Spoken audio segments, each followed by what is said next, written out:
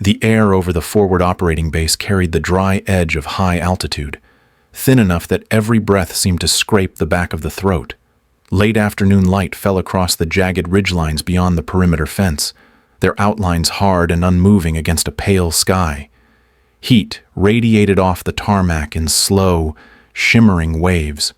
The smell of aviation fuel clung to the air, mixed with dust that swirled up with every passing vehicle. Rachel Monroe sat in the left seat of her UH-60 Blackhawk, the hum of the idling engines thrumming through the soles of her boots. Routine readiness was supposed to mean hours of waiting, but she still sat with her harness clipped, headset resting comfortably, eyes flicking between the instrument panel and the far horizon. A burst of radio chatter broke through the low background static. The call was urgent, coded, and carried the clipped tone that meant no time for repetition. A joint special operations element was pinned deep in a mountain pass. Casualties already reported. Extraction window closing. The coordinates were clear enough, but the accompanying silence about the rest of the details spoke volumes. Somewhere in that valley was a classified foreign liaison, and someone had decided the rescue would be buried in paperwork before it was even flown. Command answered with delays and redirects. Another crew was grounded with maintenance issues. No aircraft in the official rotation could take the mission. Monroe felt the weight of the moment without looking at anyone. Her co-pilot turned his head just enough to catch her eye. Neither spoke. The decision passed between them in a quiet, mutual recognition. She reached forward, her hands moving with deliberate economy over the controls, checking torque and fuel with the same calm precision she used for any flight. The collective eased up slightly, rotor pitch shifting just enough for the blades to catch more air. Outside, a ground crew. Chief stepped close, the wind from the rotor wash pushing at his sleeves. He gave her a single, firm nod, the kind that carried understanding without endorsement. In the background, other voices filled the net, talking weather over the pass, speculating on alternate routes. Monroe's voice never joined them. She fed power to the rotors, the deep thump building, a sound that seemed to rise from the ground itself. It was not yet loud enough to draw attention from the operations tent, but it was there, steady and certain. Those who knew it would hear it coming before they saw the aircraft crest the ridge. Without fanfare, without clearance. She rolled forward. The silent rotor was already turning, carrying her toward a place where the only recognition would be the fact that someone lived to see another day. Heroism, she knew, often started in moments exactly like this, without applause, without permission, and without a single wasted word. The blades bit harder into the thin afternoon air as Monroe brought the collective up, the pitch change rippling through the fuselage like a muscle tightening. The rapid pre-flight checks had been done almost without conscious thought, hands on switches, eyes on gauges. Each motion efficient and certain. No wasted movement. Her mind was already past the tarmac, mapping the corridor ahead. She knew the pass from past flights, abrupt updrafts near the cliff faces, blind bends that hid whole pockets of air until you were in them, and the steady drag of thin air performance limits that demanded precision from the first minute. The ground crew chief stepped back from the nose, dust from the rotor wash whipping around his boots. He didn't wave. Instead, he pressed one gloved hand briefly to the side of the aircraft, a silent send-off Monroe had learned to read as both respect and caution. She eased the cyclic forward, and the Blackhawk lifted from its pad, nose tilting toward the pale spine of mountains that cut the horizon. Her co-pilot read out torque and engine temps in a steady voice. She responded with short acknowledgments, eyes moving between the ridgeline and the primary flight display. The sun flickered through the cockpit glass as they cleared the perimeter, the light fractured by the struts and moving blades. Far ahead, the corridor tightened to a jagged funnel, shadow pooling in the low points. The first push of turbulence came in a crosswind from the left, rocking the airframe. Monroe countered with a slight pressure on the cyclic, trimming power just enough to keep them level without fighting the gust. Terrain masking became instinctive. She dropped low into the folds of the valley, letting the slopes shield them from possible line of sight. The sound of the rotors shifted as the air thinned and cooled, the deep thump blending into the wind until it felt less like a machine and more like a heartbeat in the air. Small Arm's fire cracked faintly somewhere ahead, the sound carried and warped by the wind. The co-pilot spotted muzzle flashes along a ridge, but they were distant, not yet in range to do more than announce their presence. Monroe adjusted course by a fraction, sliding them deeper into shadow where the cliff face would break any incoming line. They threaded past a narrow turn, the valley bending sharply enough that the horizon vanished, replaced by sheer rock on both sides. The Black Hawk's nose dipped slightly as Monroe adjusted trim to keep rotor clearance to a safe margin. Her eyes never lingered in one place. Every scan moved between instruments, terrain, and the soft glint of sunlight on the snowcaps above. In the cabin, the crew chief leaned out from the open door, scanning ahead with practiced calm. The intercom stayed mostly quiet, broken only by short updates. Each voice was measured, every word chosen. The silent rotor carried them deeper, the sound no longer just a mechanical rhythm but a steady, unspoken promise to those waiting ahead. Monroe flew in seconds, always thinking beyond the turn, living in the gap between danger and reaction, where skill had to be as precise as the terrain was unforgiving. The pass swallowed them whole, and she guided the Hawk forward without a single glance back toward the safety they had left behind. The first glimpse of the landing zone was a slash of exposed rock, no wider than the span of the Black Hawk's skid. Shell casings glittered in the late light, scattered across the slope like loose change. Fractured shale crunched and slid under the boots of the operators, clustered near the edge. Monroe brought the nose around with a slow, deliberate pivot, her left hand steady on the collective while the right worked the cyclic in small, precise movements. Turbulence clawed at the rotors, each gust a shove that wanted to push them into the cliff wall. She held position in the hover, breathing evenly, eyes shifting between the slope, her crew chief's hand signals, and the altimeter ticking down in slow increments. The crew chief leaned out, boots braced, his gloved hand slicing the air in tight motions to guide her lower. The cliff face rose so close on her right that she could see the texture of its weathered ridges. The rotor tips were within feet of the rock. The co-pilot called out clearance in calm, clipped phrases, each number a measure of space she refused to give away. As the skid touched down on the uneven slope, the entire airframe shifted under her, weight settling in with a sharp tilt. She adjusted collective pressure by instinct, keeping the machine balanced in the pocket of unstable air. The crew chief grabbed the first casualty from the ground team, a man limp and pale, a hastily wrapped tourniquet on his thigh, blood soaked through in a steady seep. They hauled him into the cabin, strapping him to the litter with motions that were both fast and precise. Gunfire cracked from above, the sound sharp and close. Shards of rock sprayed down the slope as incoming rounds bit into the cliffside.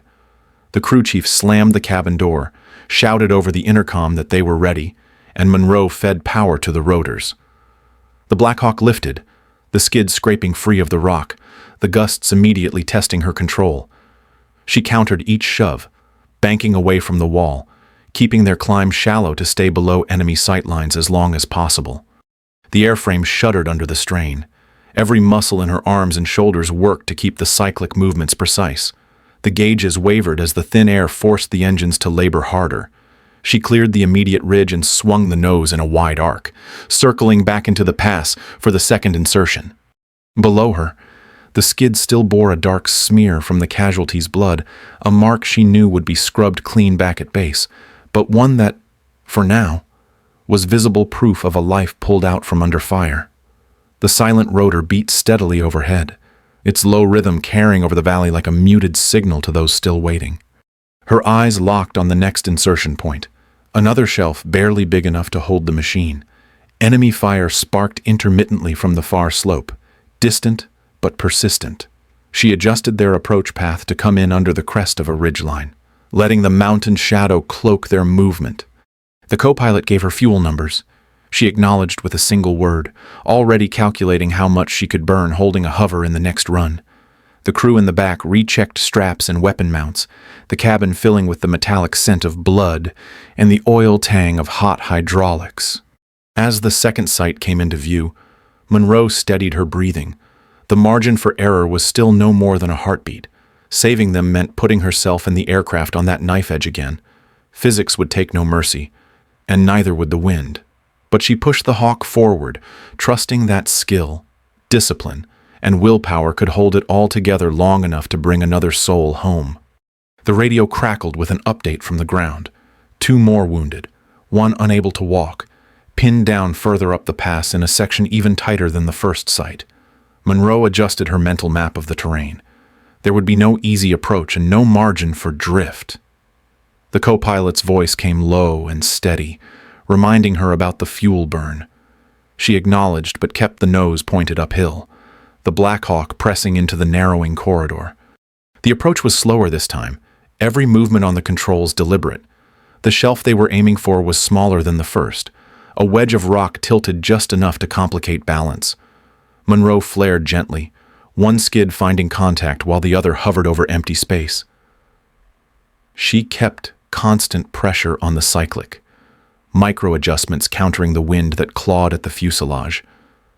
The engines strained, torque needles edging high. Below, the crew chief jumped down onto the rock, crouching low as rounds snapped overhead. He moved quickly, one arm hooking under the good shoulder of the first casualty, while the other man on the ground dragged the second into reach. The immobile operator's gear clinked against the metal floor as they hauled him in.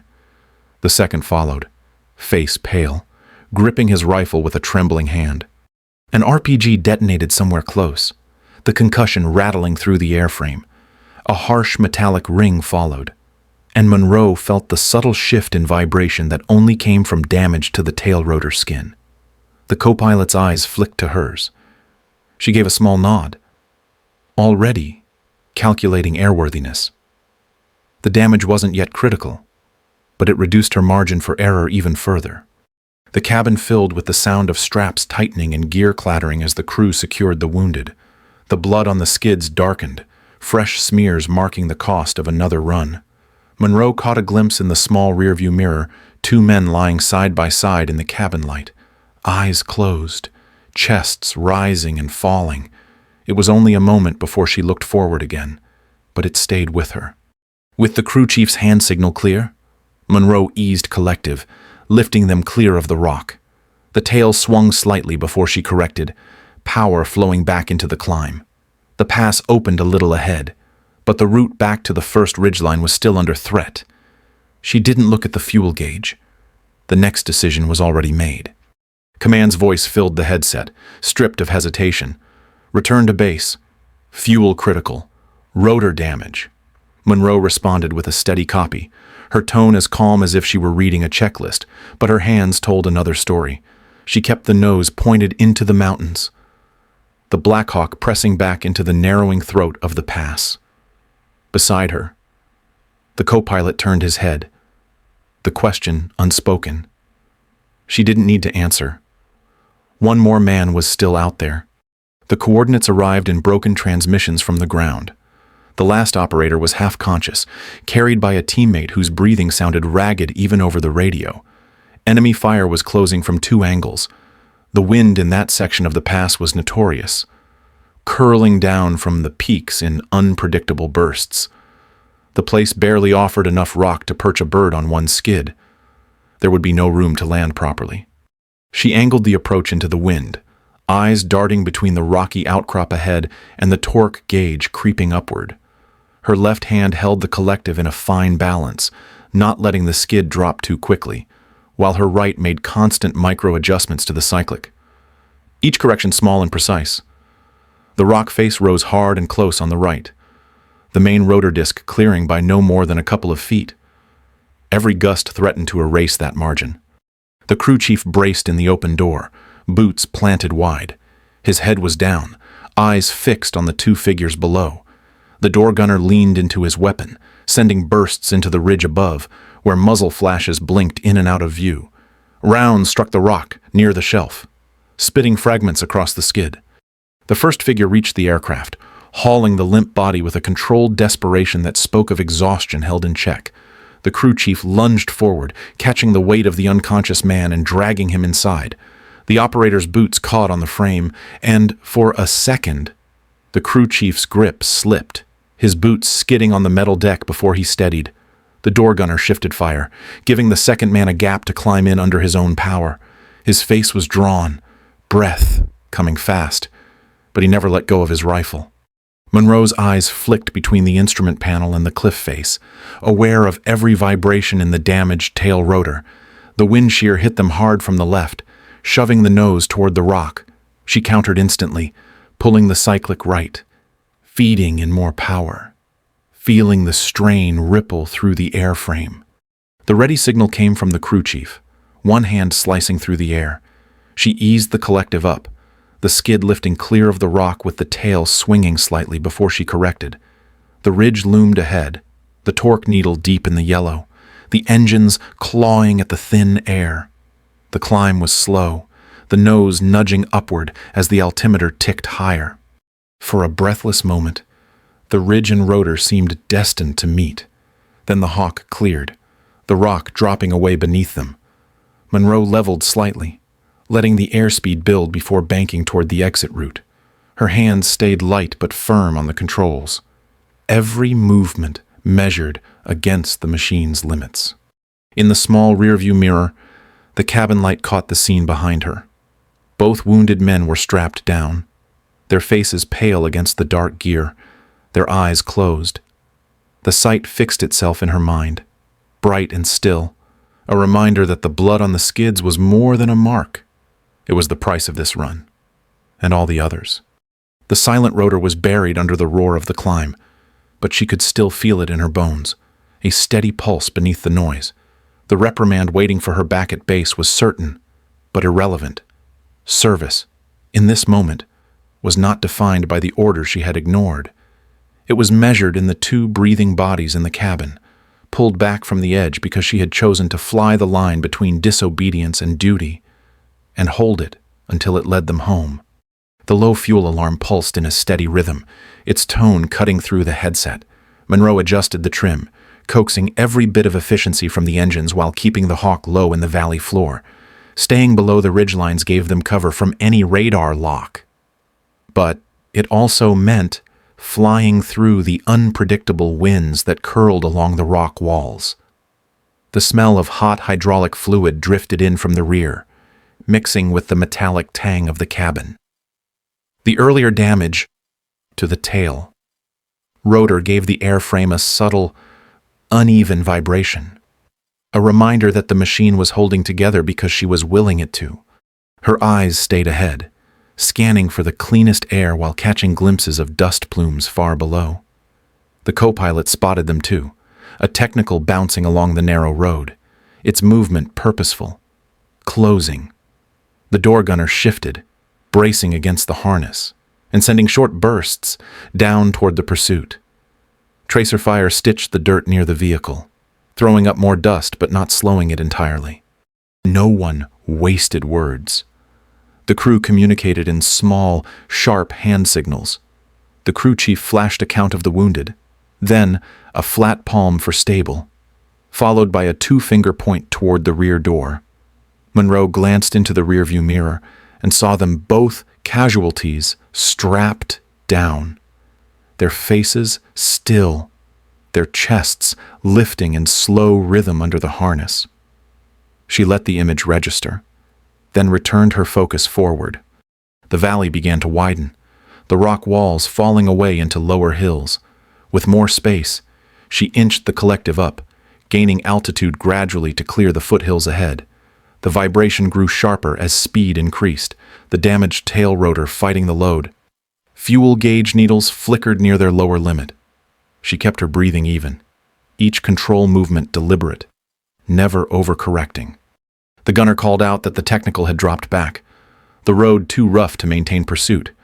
The sound in the cabin shifted subtly as the wind flattened across the open terrain.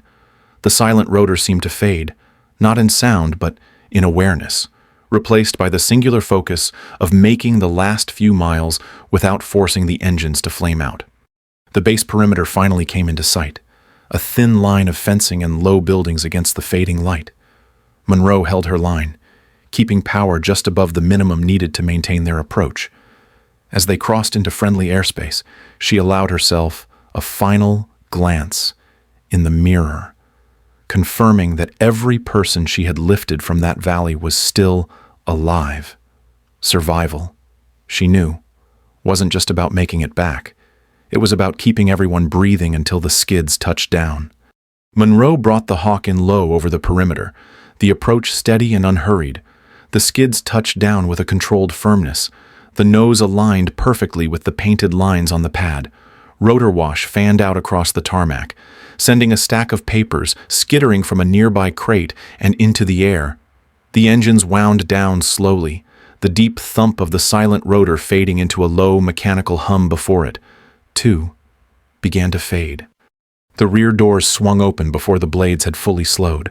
Medical teams surged forward, their gurneys rolling fast over the concrete. They worked with quiet urgency, lifting the wounded from the cabin without so much as a glance toward the cockpit. The two men were gone into the triage tent within seconds, their gear left behind in a haphazard pile that would be sorted later. A foreign liaison officer stepped down from the edge of the pad, walking briskly toward a waiting vehicle. He didn't look back. The door shut, the engine started, and the vehicle moved off in the opposite direction of the medical tent. Monroe powered down the last of the systems, removing her gloves with a slow, practiced motion. Faint blood smears marked the leather, the residue catching in the creases where her hands had gripped the controls. She looked at them for a moment before setting them aside on the console. Outside, the crew dispersed without ceremony. The crew chief walked toward the hangar, helmet in hand, disappearing among other air crews returning from unrelated sorties. The door gunner fell into step beside a group headed toward the mess hall.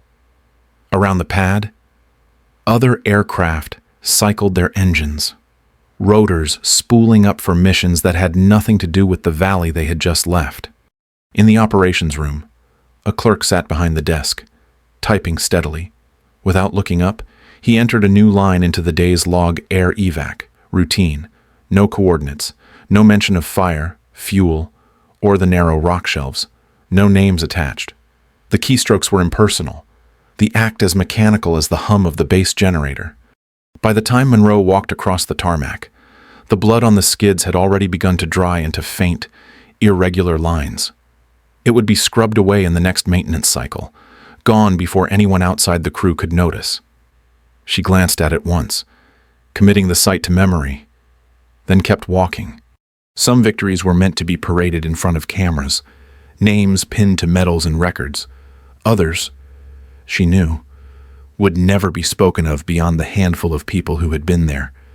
This one would fade from paper, from reports, from the steel of the aircraft itself. But for those who had lived it, it would remain. The morning broke clear and cold, the kind of light that made every edge on the mountains sharp against the sky. Monroe walked the line of the maintenance bay, the air filled with the metallic rhythm of tools on the rotor assembly. The Black Hawk sat under the high ceiling with panels open, cables coiled neatly on the deck. A pair of mechanics leaned into the tail boom, their conversation lost under the clang of a dropped wrench. She paused for a moment, one hand on the rail, then moved on, without comment. The bird would be ready when it was ready. On the mess hall's television, a short news segment played between weather updates. The anchor read from a script, voice smooth, eyes flat. An unspecified evacuation had been conducted in the eastern sector. No names, no details. The footage was stock, a helicopter shot from years ago, its rotors blurred in slow motion. Monroe didn't slow her steps as she passed. She had expected nothing else. Her quarters were quiet, the walls bare except for a single framed photo from a different posting. Sunlight angled through the small window, catching on the metal latch of the box on her desk. She opened it slowly. The inside was empty except for the medevac tag from the night before, its surface scratched and marked from the straps it had hung from.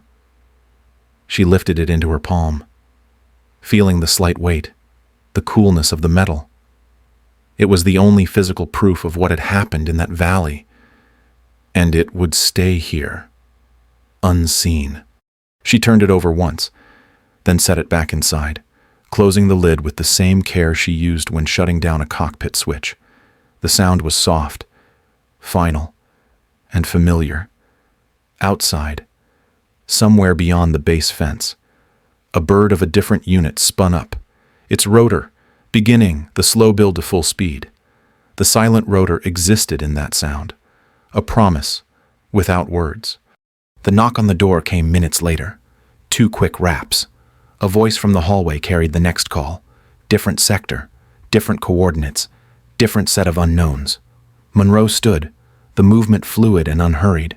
Her boots found the floor with a solid, grounded weight. She pulled on her jacket, checked the small items she carried without thinking, and stepped out into the corridor. The day was already moving, the base alive with its usual pace. Somewhere a generator kicked over, the steady pulse of machinery filling the background. Monroe fell into step toward the flight line, the sunlight bright on the tarmac ahead. The Black Hawk she would take was not the same as yesterday's, but the work would be the same. There would be no briefing that mentioned her name, no cameras waiting at the landing zone, and no lines in any report that captured the real measure of the day. That, she knew, was the point.